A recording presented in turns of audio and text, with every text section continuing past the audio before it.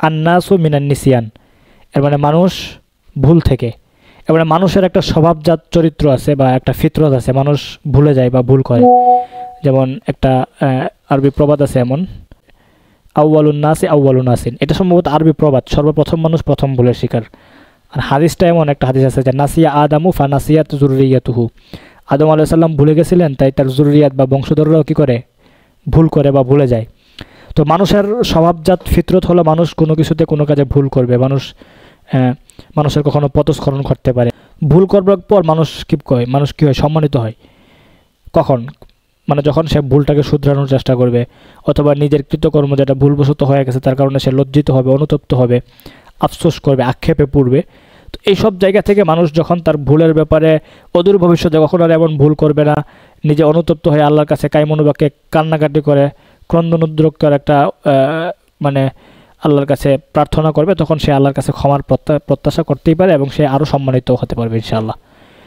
ঠিক আছে, এই জন্য আন্নাস আউয়ালুন্নাস বা মানে আন্নাসু মিনান নিসিয়ান, মানুষ ভুল থেকে, ভুলে যাওয়া থেকে, এটা খুব স্বাভাবিক ব্যাপার। এই জন্য এটা মনে রাখা।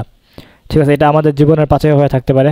আউয়ালুন্নাসি আউয়ালুন নাসিন, প্রথম মানুষ প্রথম ভুলের শিকার। আদম আলাইহিস সালাম সর্বপ্রথম একটা ভুল করছেন, আমরা জানি।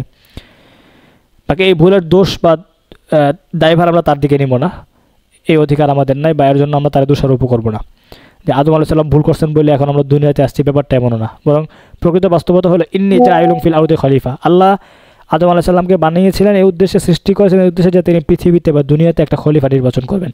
তো দুনিয়াতে খলিফা নির্বাচনের উদ্দেশ্য যেখানে আল্লাহর আদম আলাইহিস সালামকে সৃষ্টি করা, তো সেখানে তার ভুলের কারণে তাকে আল্লাহ দুনিয়াতে পাঠাইছেন এই ধরনের যুক্তি দেওয়া আর আদম আলাইহিস সালামকে দোষারোপ করা, এটা একটা মানে নির্বুদ্ধিতার একটা সীমা থাকা উচিত। বাঙালি জীবনে পড়ালেখা করে না, আজ এটা খায় দেয় ঘুরে, মানুষের থেকে কিছু একটা শুনলে ওইটা নিয়ে লাফায়।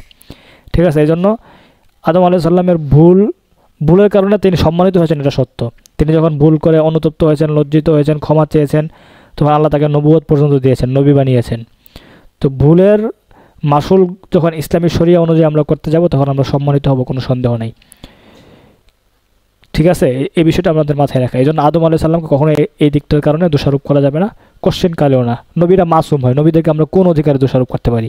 এটা তো আমাদের আকীদা, আহলুস সুন্নাহ ওয়াল জামার আকীদা হলো নবীরা মাসুম, তাই না? আচ্ছা, তাহলে এটা আমরা খেয়াল রাখবো। তাহলে আকসামুন নাস,